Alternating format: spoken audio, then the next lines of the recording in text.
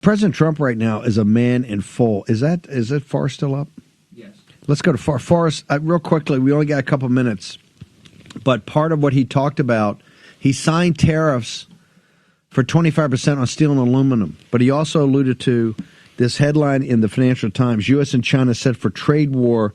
Beijing launches retaliatory tariffs. They're also coming after companies. From the CCP's point of view, given where the economy is, how tough is this trade war going to be for us, Zhou?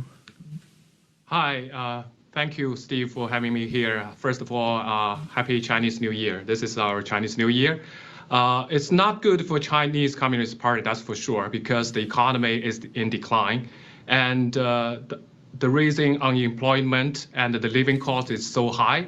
So that's why a lot of young people, we saw the number, we saw the report that the marriage rate dropped significantly.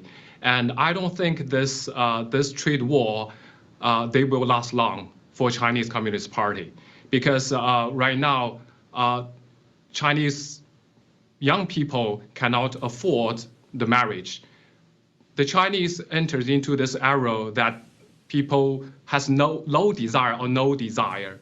They choose not to marry, not to have children, not to have a house, and not to work, because it's so hard to find a job. The official number for Chinese, from the Chinese official for unemployment rate is 20%, but the real number actually is more than 50%. That tells you how bad the economy is. So that's why I don't think the Chinese Communist Party will last long with this trade war or with this tariff, because with the tariff they add on will make it harder for the Chinese people, for the Chinese business. So they won't last long.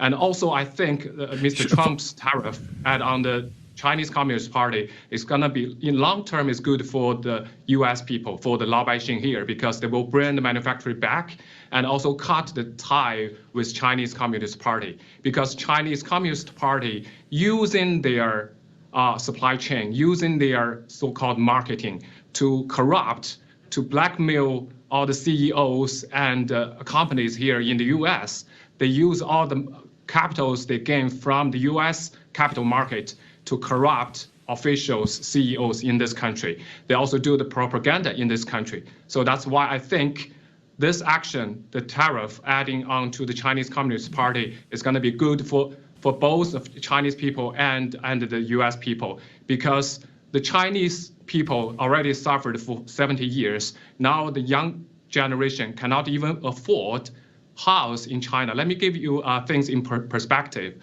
Imagine you making 100,000 in US dollars, but you have to purchase 3 million to 4 million for 600 square feet apartment in China.